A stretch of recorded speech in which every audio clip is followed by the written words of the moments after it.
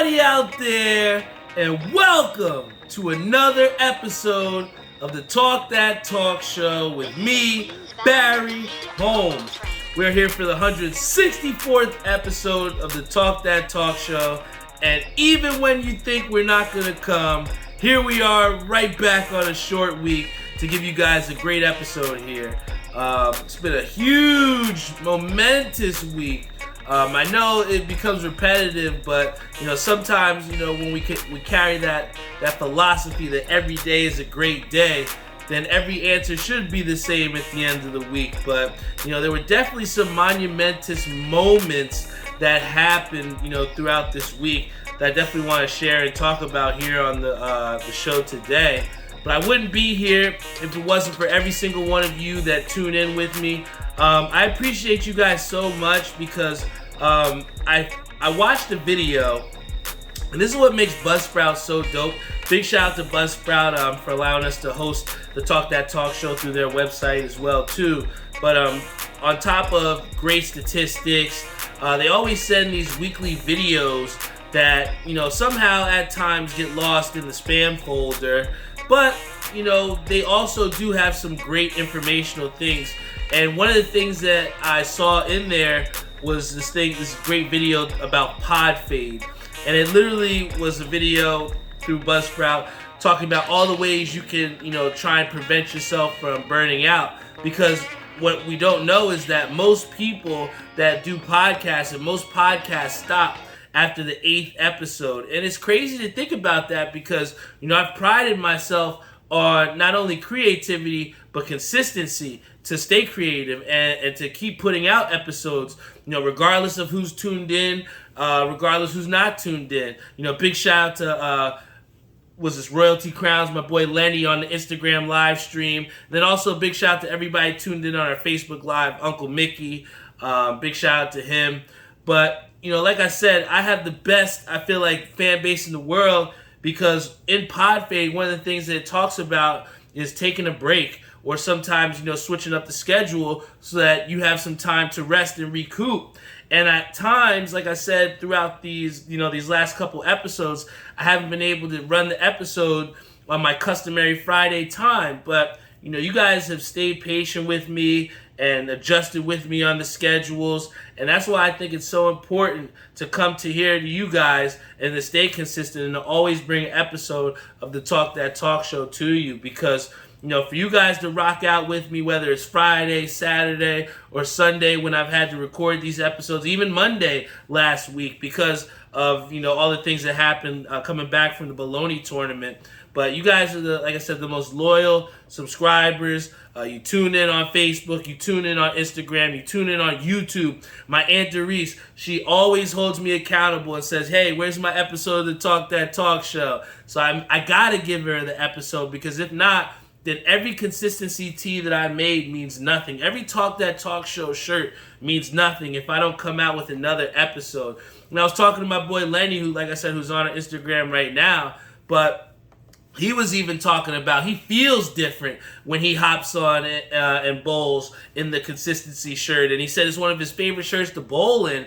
And I think it's like, when we think of our bodies and we think of what we wear, that's a representation of who we are and what we support and what we believe in. And I think that to have so many people that choose to put on a Talk That Talk Show shirt or choose to support in rocking any of the various merchandise that I've put out, it just speaks to, what the shirt and what the brand means. And, for me to be able to uplift people through this show and also motivate people to do their own thing and carve their own way, that's what this shit is all about. You got to pay it forward. And one person that I do want to shout out today, I know the episode title of this is Heartbreak City, but I do have one thing that isn't heartbreaking to talk about. And that's my boy Admiral. And, I was so happy because, it was actually not even an hour or a half before this show aired that I literally got a call from Admiral. And the first time I was busy and I was like, shit, I'll call Admiral back. Like, that's what happens. We all get busy with life. And then he called me a second time. I'm like, oh shit, I better fucking answer this, man. I hope everything's okay. The concerned person in me, wanted to make sure everything was okay. And then I remembered he told me that he was gonna go golfing. So I get a call, and you could just hear the excitement from Admiral's voice, and he's just like, yo, Barry, what's up, man? And I'm just like, what's up, bro? Like, what's going on? You want to tell me what's going on? And, with the utmost happiness, he's like, bro, you know how I'm golfing today, and, hole number 9, right? I'm like, yeah. And he said, yo, I holed and won it. And I couldn't believe it, man, because, me and my father have, had the pleasure to see 2 hole-in-ones live in person. And I go golf with my boy Admiral fairly often, whether it's Raritan Landing or any other place within New Jersey. We've golfed outside of New Jersey, in Delaware, you know what I'm saying? We do enjoy golfing, and I think with the complexity of the game and just how consistent your stroke needs to be to put the ball where it needs to be, for him to have a hole-in-one, I knew it was a special moment for him, man. When I was listening to him, you could hear he was crying in the background. And he told me he was like, the very first person that I wanted to call and tell was you. And, I think it means something when, you have a event that happens where, you're so happy for, your friends when they have positive things that happen. But it means something when you're the first person that they want to tell that this great thing happened. And, I equate that to like pitching a perfect game in baseball or just any type of huge feat, you know what I'm saying? And I was just so happy to be able to be there for my friend. And, I'm just so happy for him because, I think the big thing with sports and things in general, it can be hard when you go for so long and don't achieve that success, don't hit those milestones. So it becomes increasingly harder to stay motivated, to stay consistent, to get better. And Admiral has been one person that always, whether it's going to tournaments, whether it's going to different golf courses, going right after work, he's been somebody that always is working on his craft. And that's why he's had the success that he's had. So, I think it's very motivating, even though, like, I golf, but I'm not, like, golfing competitively or nothing like that. I think it's just so motivating to have someone that has, a life-changing moment, a career-defining moment. And I think the ironic thing about it is that nobody else was around. It was just him golfing around by himself, And I think that it's just a great metaphor or a great representation of how we should all carry out things, whether we're talking athletically, whether we're talking professionally, anything in general. You should only do it, really for yourself, for that intrinsic value, you know what I'm saying? Because at the end of the day, sure, nobody may have been there to validate what Admiral did, but I can tell you clear as day, you can't fake the emotions that he showed on that phone call. And I don't need to be there to know that he hit that hole-in-one. And I think that, again, it's just so important to keep going. There's a lot of times where, we don't have the results that we want, and it just seems so easy to quit. So easy to get caught up in something else and, let our mind stray to different things. But, if you keep your mind, focused on the task, stay, hungry, stay humble, there's no telling what you can do. And I'm so happy for him because, like I said, that validation without anyone else being there is so, self-fulfilling. And it's something that, if it doesn't drive you or, give you goosebumps on your arm, I don't know what it does, because I know the next time somebody else is there and maybe it's a competitive round or it's a tournament round for Admiral, I know he'll be able to do that, in front of someone else too. And, like I said, I'm just happy for my friend. I'm happy that I was the first person he wanted to tell that happened to. And I think it's just such a great segue to move into what happened to me. And I know it's been a little bit of a precursor with when I previewed some of the episode title here for this episode with Heartbreak City. But it's truly how I felt on Tuesday night. And it was, and I'll bring it right back from the beginning. It was a tough night, man. And I'll say this because, we had a lot of great moments in that Tuesday night. And the end result may not have been there in multiple ways, which I'll get into. But, we walked into it in the very first game, me and my dad. We're just trying to get back on the swing of things, man. We felt like, we've been bowling well, but not exactly getting the results that we wanted. And we wanted to really come out and make a statement. And when we came up, we saw Stacy and Jeff on the lanes. And if for anybody that doesn't know, that's a Hall of Famer and a damn good lefty. Big shout out to my boy Brian Bloom. But it was a tough match, man. And I think the thing that made it just so dope was the first match. It came all the way down to the wire. I think we only lost by like 8 or 9 sticks, 13 sticks or something. But it was a battle. I think we had everybody shot over 200. So it was a battle. And then the second game. And this was the game that, it will definitely be in my mind for quite some time now. But initially, I was thinking like, me and my dad just lost this first game. We can't go down 0-2 in this summer series, man. We can't go down 0-2. So the very next game came out the gate striking. I felt I was like a man on a mission. But the crazy thing was, the Hall of Famer that I was bowling against was striking right there with me. And we went all the way to the 8th frame, me and her. And I didn't even view anything before as far as just, I want to beat her, man. We need this win. And previously at Greenbrook, 8 frames was the furthest that I had ever went. So then she got up to the line, left a 10 pin. I went out there, flushed it, pure flush.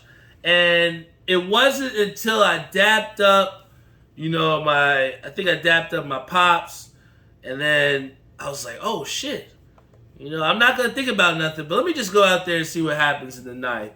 I'll think about it when I get there. Next shot comes up, flushed it. And I'm like, oh shit. I got a chance, man. I've never went this far. I've never went to this place. And I think there's like, this period where, your eyes light up and you feel like, oh shit. I've never been here before. You know what I'm saying? Like, this is what it looks like. It's everything that you thought about in your mind, but it's like, wow, it's right in front of you. And I remember that the first shot in the 10th, flushed it. And I heard Christy Lee over to the right. I said, all right, bang. And I remember that, people have said, if you ever get that far, don't look back. Because you don't want to see all the people that stopped bowling. And it seemed like, at the time stopped. I didn't see anybody else bowling on the other sides of me. And time just stopped, man. And I went up. I tried to take my time. I remember the second shot. It was nice, but not flush. But I got the carry. It was a late carry. The pin fell late. And I just remember just being overcome with such joy because I thought my run was over. And I was like, oh, shit. All I need is one more. I remember screaming. I was like, one more. And then I just came up, tried to throw a good shot. Looking back on it, tried to just throw the perfect shot. Instead of just thug balling it, man. And just came up a little high. Left a 4 pin. And the dream of my first 300 was over. I try to be, keep my calm, because I was so disappointed in myself, to get so far, to get all the way to the last shot and come up high.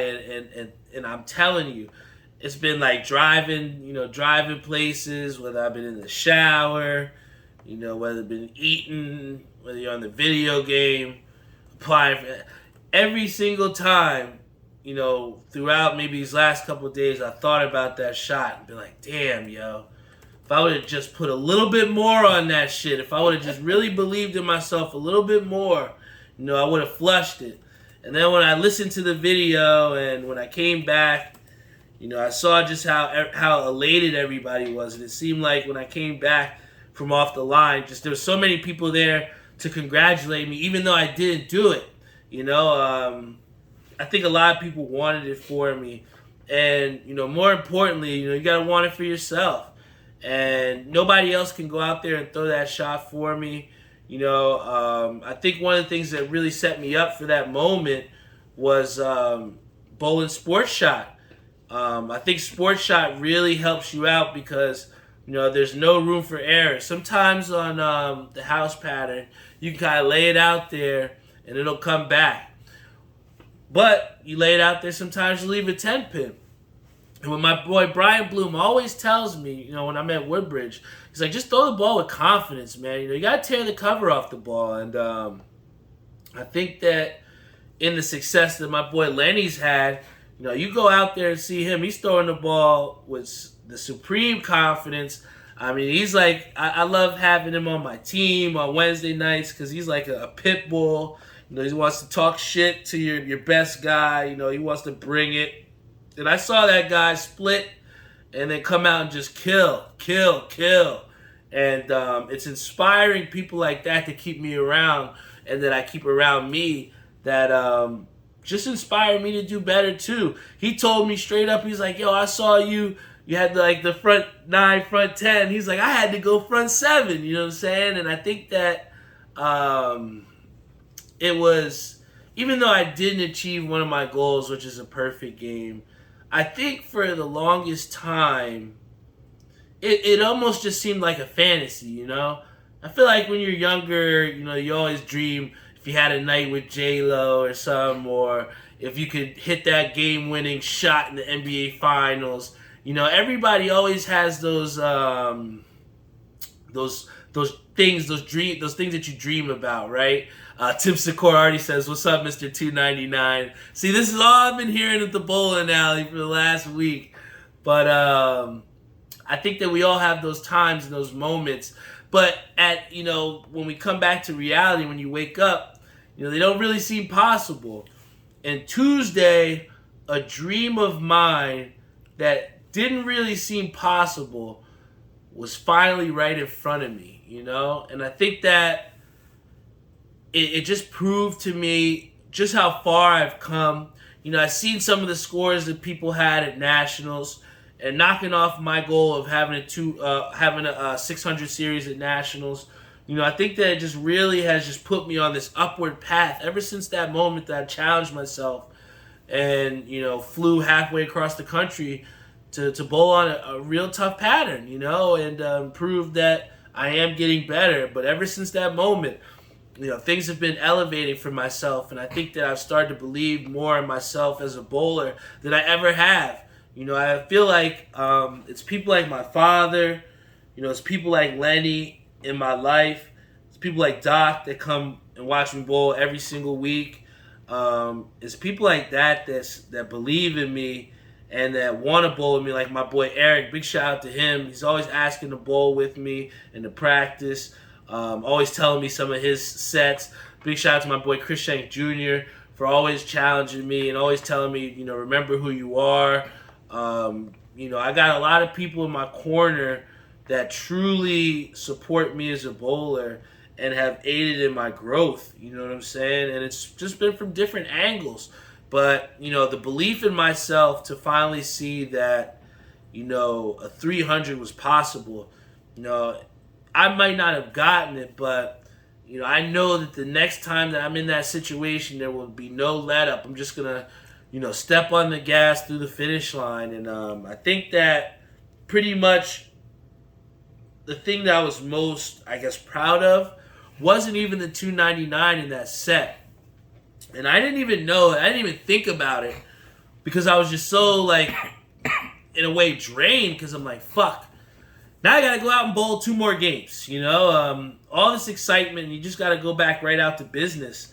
And that third game, wound up winning the game. Me and my dad, we kicked up.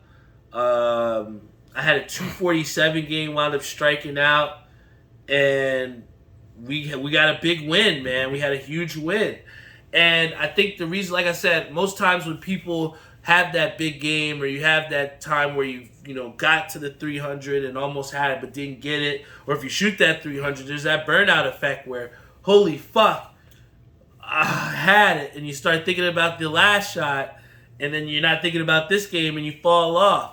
But I was just so proud of myself because in that third game, I wound up shooting 247 and winning the eliminator pot. So with those last two games, I wound up winning 2 high game pots, wound up winning eliminator game, wound up winning the team pot with my father. So we wound up walking out of the bowling alley with a good amount of change.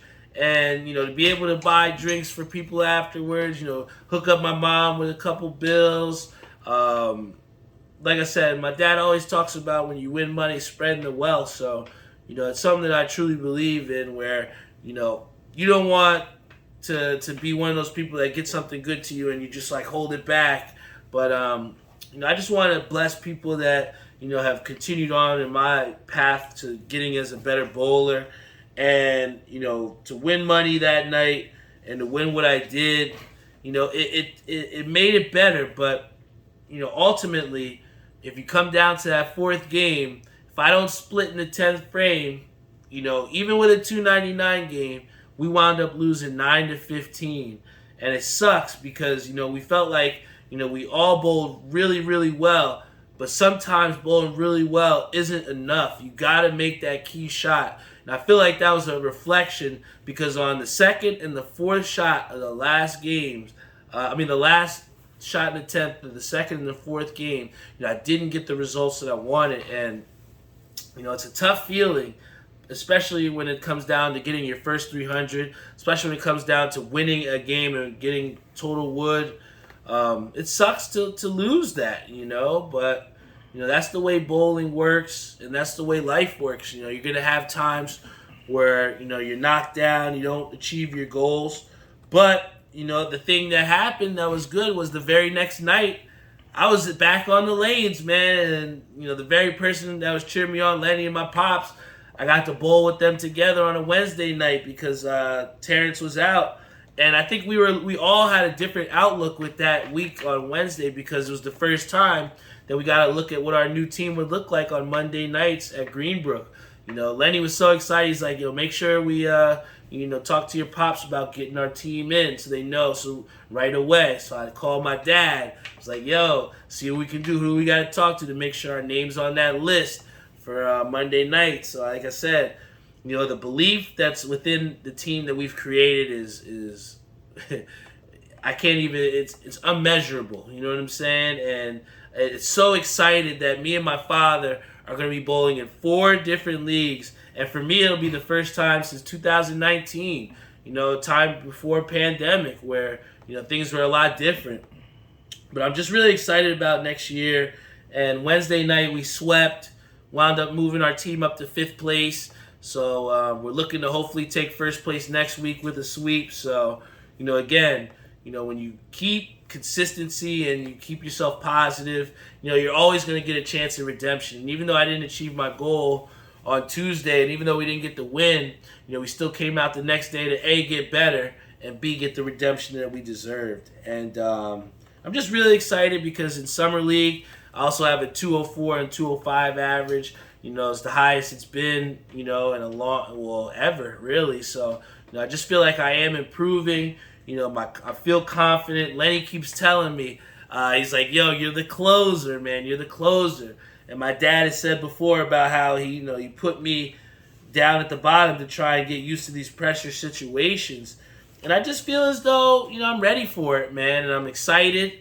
Even though we didn't achieve the 300, even though I missed the 299, I know that next time that I'm in that 10th frame, I'm not going to let up and I'm going to strike the fuck out. You can put your bottom dollar on that. Bud Stevens says, don't worry, it will come soon.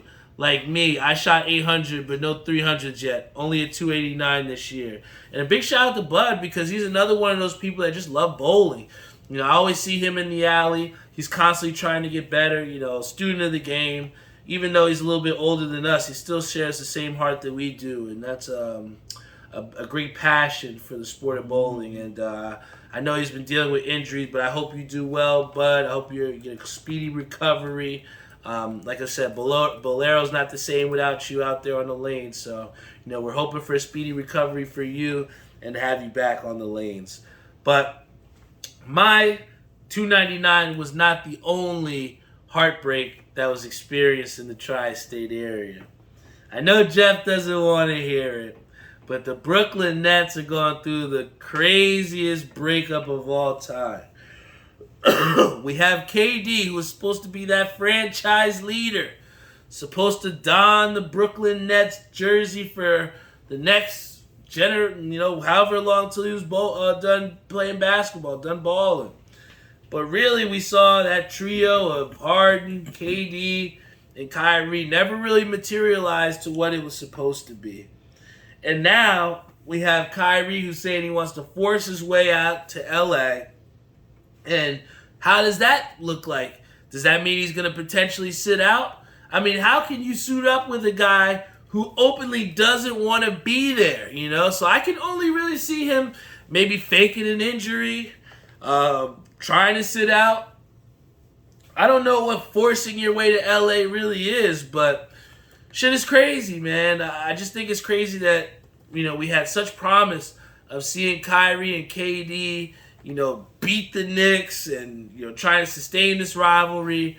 And it just sucks because I feel as a Knicks fan, I feel cheated because I would have loved to have a chance to, really beat the Nets at their best, man. And it was just a rivalry that really had the makings of almost like Knicks Pacers-ish. You know what I'm saying? I feel like in the NBA now, there's no real true rivalries like there were back in the day. And that Brooklyn Knicks rivalry with KD and Kyrie, I tell you, that hatred was pure in my heart.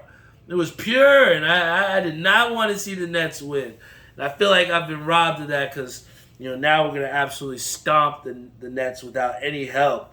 But, now you got to think about it, too, where it's like KD wants out. Kyrie clearly isn't going to be there next year. Wants to force his way out of L.A. Now all you have is Ben Simmons. And you got to think, do you move Ben Simmons? You know what I'm saying? He's somebody that you want to build around that's mentally unstable? I don't know. But they said, my inside scoop, Geoff, big shout out to Jeff, he's the biggest Nets fan I know. And he said that the only reason why KD wanted out is because he didn't like the treatment of how Kyrie got treated as far as not getting a long-term deal. But at the end of the day, can you blame the Nets? Kyrie hasn't consistently shown that he wants to be there for his teammates every single game. That has not been shown. So when it comes to offering long-term contracts, Kyrie is not going to get that. He's blackballed himself to this point. I don't know if Kyrie is ever going to get the contract that he deserves for the rest of his career. This is what happens when you put the impressions on people and, you haven't fully grasped that, talent isn't everything. And I know I had that, conversation last week. So you definitely need to check out last week's episode of the Talk That Talk show. But I want to talk about the residual effects of what happened from this, claim from KD of trying to leave. I literally had Jeff, the biggest Nets fan of all time, telling me that he might pick the Denver Nuggets as his new team because of how disgusted he is with how the Nets have handled this whole situation. And it was crazy for me to hear that because I know just how much Jeff loves his Nets. And it just seems crazy, for him to be ready to denounce the Nets because does he share the same feelings as most Brooklyn Nets fans? I would love to know how do Brooklyn Nets fans feel knowing that your top two guys that you thought were going to be there aren't going to be there anymore. I mean, do you want to pay to see Patty Mills ball out in Brooklyn? He's not exactly a ticket seller in my opinion. I mean, the guy's a good role player, but the Nets are going to lack star power, man. And it just sucks because, there's a lot of things that, prevented that big three from materializing. But, that's what happens. And then you have the Knicks, who've been, in the media, in the highlights for signing Jalen Brunson. Is he a defensive liability? Maybe. Him and Evan Fournier together in the backcourt don't exactly spell Defensive Player of the Year, in my opinion, right? So, I know that that's going to be there. And I know initially the Knicks wanted DeJounte Murray. But we had to settle with Jalen Brunson. I know they said he was his targeted free agent ever since he became a free agent. But I think a lot of people did really want DeJounte Murray. But now we have Jalen Brunson. And he doesn't exactly scream star power either to you. A lot of people said they traded role players to get a role player. But the one thing is for certain, we can't knock a guy until he puts on the fucking jersey, all right? A lot of people are not giving Jalen Brunson a chance even before he's played a game. And I remember that happening with R.J. Barrett. And now we've seen that he's elevated his game to potential all-star status. I just feel that the Knicks really want to buy into this young nucleus that they have.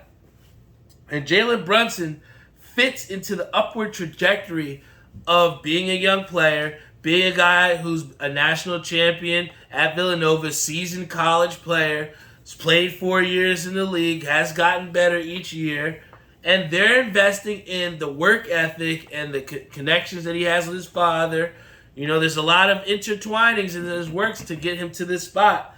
But the one thing I do have to say to Knicks fans and people out there judging how much money he's got for this deal, wait till he plays a couple games before we judge whether this is a good deal or not. We just got to see. And I know that we've seen also that the Celtics have gotten Malcolm Brogdon. I think that's a huge pickup because if the Celtics are able to make their way back to the finals, because we know the Warriors are going to try and repeat, when they're healthy, they're liable to go to the finals. And I think that Brogdon helps to add that defensive toughness and that grit that Boston really needs. I feel like Boston is good. I feel like they're tough.